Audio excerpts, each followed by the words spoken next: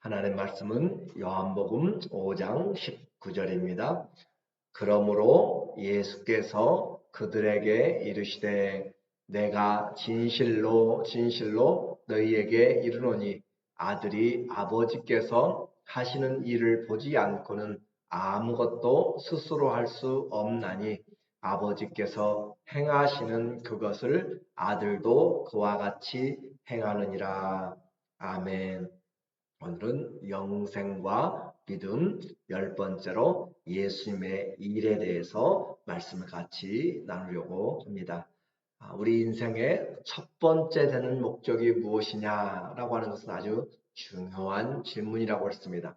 그 질문에 대하여서 수많은 목회자들이 수년 동안 모여서 수백 번의 회의를 하면서 성경 전체를 통하여서 우리에게 가르치고 있는 바는 바로 하나님을 경외하고 그분을 영원토록 즐거워하는 것이다 라는 것이에요. 그래서 예배자, 하나님은 신령과 진정으로 예배하는 자를 찾으시고 또 그런 자들에게 전심으로 찾는 자들에게 능력을 베푸시기를 원하시기 때문에 우리에게 이 예배는 돈으로 바꿀 수 없는 참된 기쁨이 있고 참된 행복이 있고 참된 영광이 있고 은혜와 축복이 있는 것이에요. 우리의 영혼이 잘 되고 강건하게 되는 것이 바로 예배고 예배를 통하여서 주님을 만나는 것이죠. 그래서 세상에서 예배를 가장 중요하게 생각하는 것, 그것이 성도들의 특권이고 또 은혜입니다. 오늘도 우리가 주님이 원하시는 그런 영에 이끌림 받는 그런 우리의 기도, 우리의 찬송, 말씀을 듣는 그런 우리가 돼야 되겠어요. 또 우리는 이 요한복음은 성경 전체에서 가장 중요한 책이 무엇인가라면 이 요한복음이라고 또 볼 수가 있습니다. 하나님의 입장에서 그리고 하나님의 나라를 우리에게 가져오고 우리를 또 하나님의 나라로 이끌어가는 그 모든 과정을 우리에게 보여주고 있어요. 그래서 우리가 봤던 3장에서 물과 성령으로 거듭나야 하나님 나라에 들어간다라고 말씀하시고 성경 속에 하나님이 세상을 이처럼 사랑해서 독생자를 주신 그 예수님 믿음으로 우리가 멸망하지 않고 영생에 이르는 구원의 대헌장을 우리에게 말씀하여 주셨죠. 그리고 주님 앞에 나오는 자 생수가 그 속에서 솟아나게 되고 예배는 어떻게 드리는 것인가? 영과 진리로 드린다는 엄청난 우리에게 교훈들을 하고 계시죠. 오늘 이 5장에서는 우리에게 심판에 대한 담대한 구원의 확실성을 우리에게 보장해주는 보석 같은 그런 하나님의 말씀이에요. 여러분이 이것을 듣는 것으로만 하지 말고 정말 요한복음을 잘 읽고 나의 보물로 그리고 나의 그 진리의 기둥으로 세워나가면 정말 귀한 신앙의 성숙이 이루어지게 됩니다. 예수님의 사역이 본격화되면 될수록 사단의 세력도 강해지게 되고 바리새인과 사두개인과 유대인들이 예수님을 핍박하고 죽이려는 것들을 이야기해요. 왜냐하면 그 중심에는 예수님이 율법을 완성하러 오셨기 때문에 율법의 중심에는 그 안식일과 할례가 기둥을 이루고 있습니다. 그런데 주님께서 그 안식일에 병자들을 고치고 하나님의 일들을 행하신 거예요. 그래서 17절에 보니까 예수께서 그들에게 이르시되 내 아버지께서 이제까지 일하시니 나도 일한다 하시매 창조주 하나님께서 이제까지 일하세요. 무슨 일을 하시겠어요? 구원의 사역을 행하시는 것이죠. 그 일을 행하시니까 예수님도 그 구원의 뜻을 가지고 오신 거죠. 내가 온 것은 아버지의 일을 행하려 합니다. 내가 온 것은 아버지의 뜻을 이루려 합니다. 라고 그렇게 분명하게 주님은 선포하시는 것이에요. 그래서 이 예수님께서 일하신다. 아버지가 일하신 나도 일하신다. 라고 말씀하시고 아버지를 하나님을 나의 아버지라고 그렇게 표현하잖아요. 그러니까 유대인들이 아주 열이 난 것이죠. 이것은 신성모독이다라고 생각한 거죠. 유대인들이 이로 말미암아 더욱 예수를 죽이고자 하니 이는 안식일을 범할 뿐만 아니라 율법의 가장 기둥 같은 안식일에 일을 하고 다니면서 38년 동안 병자로 그렇게 베데스다 자비의 연못에 있으면서 누가 그 물이 움직일 때 그곳에 들어가면 낫게 되는데 자기 힘으로는 들어갈 수가 없어요. 그런 38년 된 중풍병자를 예수님이 일으켜서 집으로 가라라고 하니까 돗자리 깔고 항상 누워있던 그가 자리를 다 말아가지고 들고 가니까 그 자리가 달걀보다는 무거운 거잖아요. 그러니까 안식일에 그 들고 가는 일을 했다고 해가지고 지금 안식일을 범한 거잖아요. 안식일을 범할 뿐만 아니라 하나님을 자기의 친아버지라 하여 자기를 하나님과 동등으로 삼으심이라. 하나님과 나와 동등이다 라는 것을 그들이 알고 있는 거예요. 지금 그러니까 그와 같이 이와 같은 것을 보고 그들이 예수님을 죽이려고 그렇게 작정을 하고 있는 것이죠. 그래서 이 예수님에게 일하시는 그 원칙이 있습니다. 우리에게 이 안식이라고 하는 것은 주님의 재창조죠. 그렇게 해서 우리 재창조를 통하여서 주님 앞에 그가 하나님의 구원의 은혜들을 우리에게 만들어내고 또 죄로 말미암아 안식이 무너져 버렸던 것들을 그래서 참된 안식은 일을 하지 않는 것이 안식이 아니라 하나님의 하신 일들이 우리에게 이루어진 것을 감사하고 찬미하고 영화롭게 하는 것이 안식의 의미죠.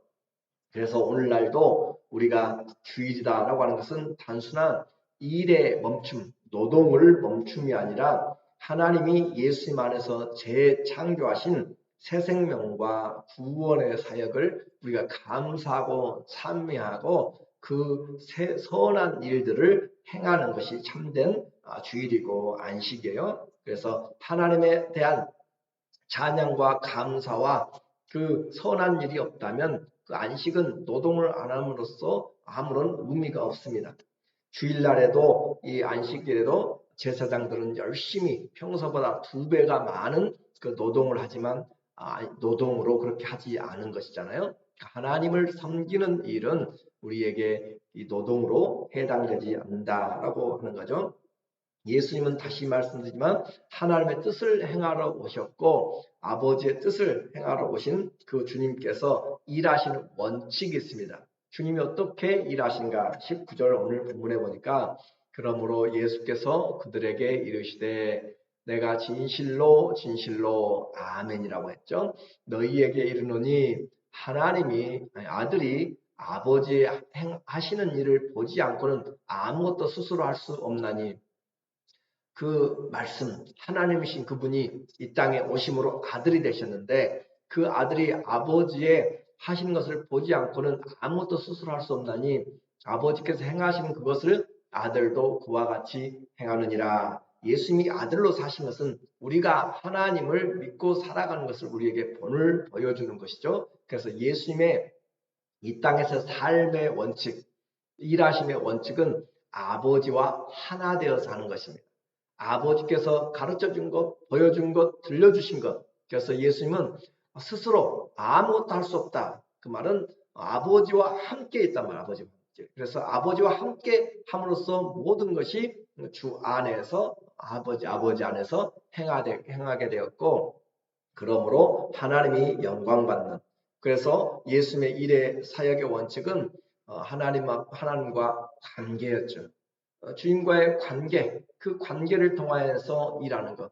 오늘 우리도 일하는 방법이 마찬가지예요. 하나님과의 관계를 통해서 아버지께서 우리에게 주신 일들을 하게 되는 것이고 아버지의 이름으로 아버지의 방법으로 하게 되는 것이 우리가 해야 될 것이죠. 내가 말이나 일이나 무엇을 하든지 다 예수의 이름으로 하고 라고 하는 골로새서 3장 17절의 말씀은 보내신 자를 우리가 그대로 받아서 그분의 뜻대로 하게 되는 것을 말해요.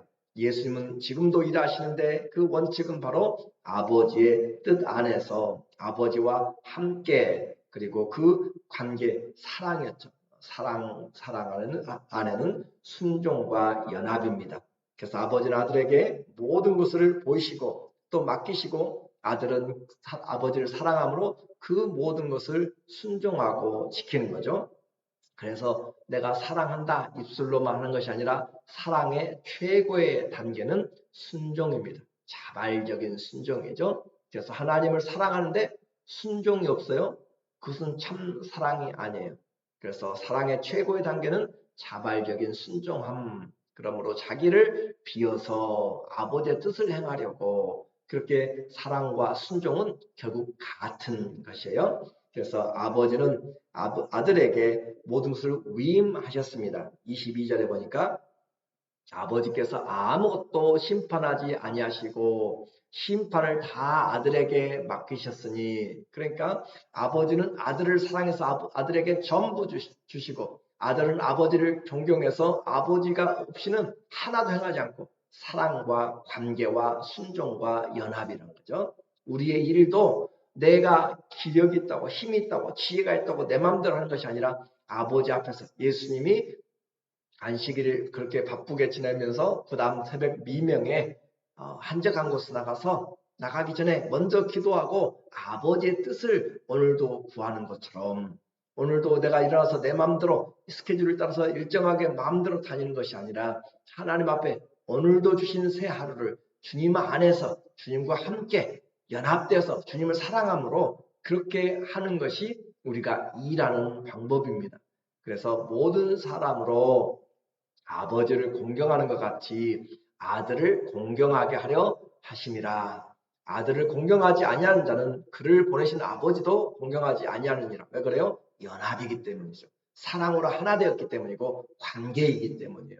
그러니까 우리를 영접하는 자는 우리를 보내신 자를 영접한 것이다. 우리가 관계되었을 때 하는 것이잖아요. 내가 가서 내 마음대로 떠들어버리고 내 마음대로 행동하면은 나를 보내신 자를 영접한 것이 아니죠. 나를 보내신 자의 말을 전하는 것이 아니죠. 오늘 내가 주님과의 관계요, 사랑이요, 연합이요, 순종이 됐을 때 우리가 주님의 일하는 방법을 가지고 하는 거죠. 아버지의 사랑과 아들의 그 순종, 그 영광이 완벽한 조화를 이루었습니다. 그래서 예수님의 이 일 중에서 특별히 받은 그 하나가 바로 심판의 권세예요. 24절에 내가 진실로 진실로 너희에게 이르노니 내 말을 듣고 또 나 보내신 이를 믿는 것. 자, 예수님을 믿는 것은 누구를 믿는 거죠? 예수님을 보내신 이를 믿는 것이에요.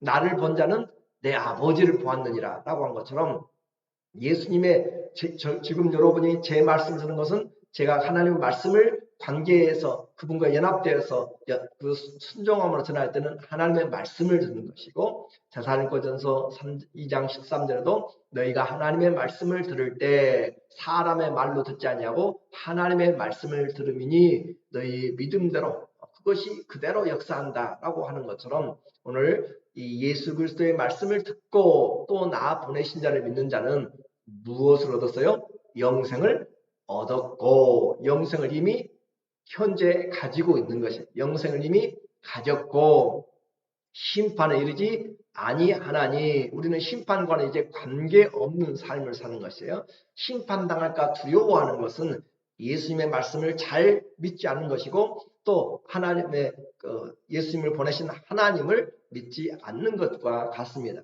그래서 영생을 얻었어요. 두 번째는 심판을 받지 않아요. 또 사망에서 생명으로 어떻게 해요? 옮겨졌습니다. 이것이 주님이 우리에게 아들됨으로 인하여서 주님이 가지신 권세입니다. 우리는 분명히 하나님과 이 예수 그리스도가 생명 안에서 영생 안에서 하나 된 것을 우리는 이미 요한이 증거한 것을 보았습니다. 사람들에게 사망의 심판과 생명의 그 심판이 나누어지는 것이 무엇으로요? 말씀을 듣고 믿음으로. 이 믿음이라고 하는 것이 얼마나 중요한가. 과거에도 믿음이다, 내가 믿는다는 말이 있지만 기독교에서 말하는 이 믿음은 다른 것이에요. 우리의 인격만 거기에 더해져서 그 사람 말을 신뢰한다는 것이 아니라 이 기독교에서 말하는 믿음은 예수 그리스도의 구원의 방식에 연합된 것을 이야기합니다. 그래서 내가 주님의 십자가에 내가 과거에 2000년 전에 보지 않았어요. 그런데 내가 믿는다라고 함으로써 그 십자가의 그 현장에 그리고 십자가의 그 사건에 내가 거기에 동참하게 되는 것이에요. 사인을 하게 된 것이 바로 믿음이라고 하는 것이에요. 그러니까 우리에게 이 믿음은 기독교의 새로운 언어적인 능력을 가지고 있습니다. 내가 단순히 그 사람의 존재를 믿는 것이 아니라 그 사람의 행하신 일에 내가 함께 연합되었고 묶어졌고 그 효과가 내게 오게 된다고 하는 그 사인이 바로 믿음이라고 하는 수단인 거죠. 우리가 믿음은 예수님과 연합을 이야기하는 거예요. 그렇게 해서 사망에서 생명으로 옮겨진 것이죠. 이 믿음으로 우리는 우리의 영적인 구원은 죽어봐야 구원을 알지라고 하는 그런 수준이 아니라고 이야기했어요. 우리의 구원은 이미 영생을 얻었고 심판에 이르지 아니하고 사망에서 생명으로 옮겼다라고 이야기함으로써 구원의 확신을 이야기합니다. 다시요, 구원의 확신은 요한복음 5장 24절에 내가 진실로 너희에게 이르노니 내 말을 믿고 예수님 말을 믿고 또 나 보내신 이를 믿는 자는 첫 번째 영생을 얻었고 두 번째는 심판에 이르지 아니하고 세 번째는 사망에서 생명으로 옮겼느니라 라고 하는 이 확신을 우리에게 요한복음 5장 24절에서 나타내주고 있어요. 우리는 요한복음을 그냥 듣는 것으로 끝내면 이제는 안 된다고 했어요. 내가 듣고 기억하고 전하려면 내 마음 가운데 새겨져야 돼요. 그래서 다시 한번 구원의 확신 우리에게 말하고 있어요. 요한복음 5장 24절에 진실로 내가 진실로 너희에게 이르노니 아멘 아멘 그렇게 하는 거죠. 내 말을 듣고 내가 여기를 다 안 보이게 쓰려다가 여러분 못 읽을 것 같아가지고 써놨는데 그런 마음으로 여러분이 외운다고 하는 마음으로 구원의 확신을 가지고 있어야 된다는 거죠. 당신이 어떻게 구원받는지 압니까? 라고 물어보면 예수님의 말씀을 듣고 예수님이 보내신 하나님을 믿는 자는 어떻게 해요? 우리에게 이 영생을 얻었고 그랬잖아요. 영생을 얻었고 두 번째는 심판에 이르지 아니하고 세 번째는 사망에서 생명으로 이미 옮겨졌느니라. 오늘 우리의 현재 믿음은 미래의 구원을 오늘 가지고 있는 완료입니다. 그리고 이루어진 사실입니다. 이것보다 더 분명한 구원의 확신이 없는 것이고 이것은 우리가 오늘 내가 죄를 범하고 내가 오늘 마음이 왔다 갔다 한다고 해서 흔들리는 내가 시험에 든다고 해서 구원이 흔들리는 것이 아니에요. 내가 시민권을 여러분 시민권 다 받으셨죠? 시민권을 내가 잃어버렸다고 가지고 정부에서 시민권이 사라진 것이 아니에요. 나는 잃어버렸어도 다시 재발급하면 할 수 있고 증명할 수가 있는 단지 좀 불편할 뿐이죠. 그러나 이 세상의 시민권도 없어질 수가 있어요. 그러나 하나님의 나라는 주님은 분명히 우리에게 영원토록 함께 하시는 아무도 빼앗지 못하는 내 아버지에게서 손에서 아무도 빼앗지 못한다. 왜 그래요? 만유보다 내 아버지가 크시기 때문에 아버지에게서 도둑질해 갈 사람은 하나도 없습니다. 오늘 우리에게 현재 믿음이 미래의 구원을 이미 이루어 놓은 사실을 가지고 우리는 시험에 들지 말아야 되고 또 주님의 말씀 1.1획도 떨어지지 않고 다 이룬다고 주님이 여러 번 이야기를 하셨어요. 그런데도 불구하고 우리가 이와 같은 주님의 약속에 그 말씀에 기반을 두지 못하고 감정과 사건과 체험으로 그렇게 하게 된다면 항상 흔들리게 되는 것이죠. 우리의 감정이 믿음을 확증하지 않습니다. 사실, 진리가 우리의 구원을 확증하는 것이에요. 그래서 하나님의 말씀을 통하여서 우리의 구원에 분명한 기둥을 세워나가야 돼요.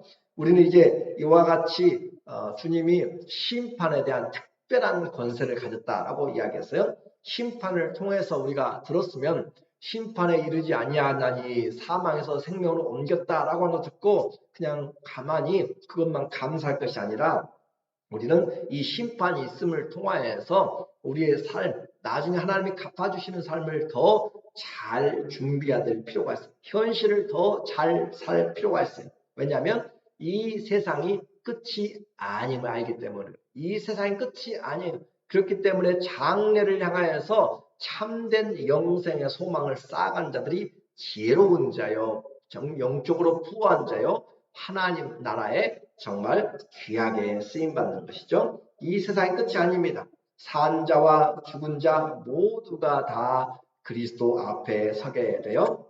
25절 진실로 진실로, 요한복음은 특별히 2번씩 반복해요. 진실로 진실로라는 예수님의 말씀을, 그만큼 주님의 말씀을 중요하게 받아들여라 라고 하는 것이죠.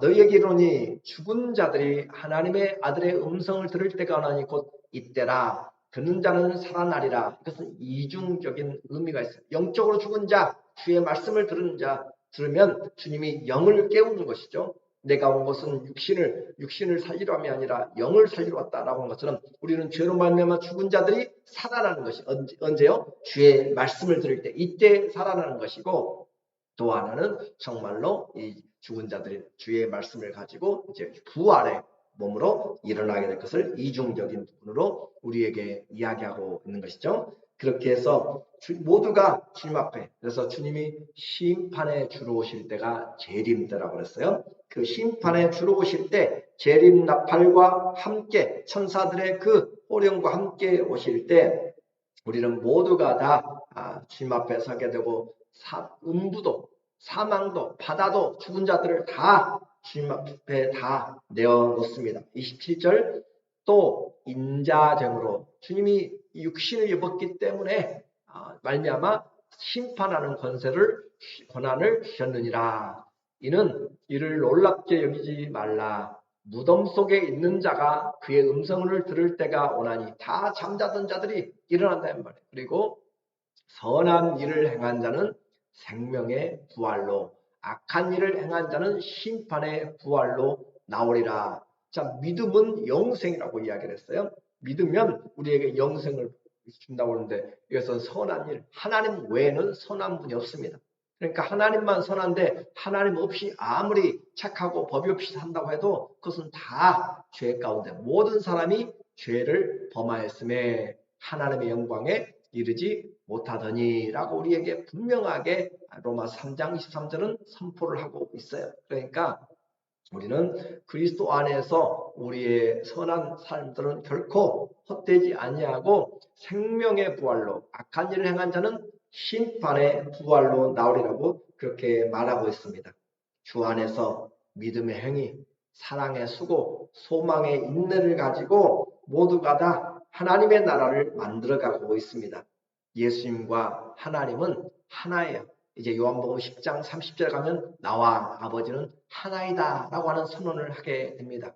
그래서 예수님이 우리에게 오셔서 아버지의 것들을 다 말씀하시고, 사역에서 하나요, 생명에서 하나요, 그 사랑에서 하나가 되고 있는 것이죠. 30절에 내가 아무것도 스스로 할 수 없노라.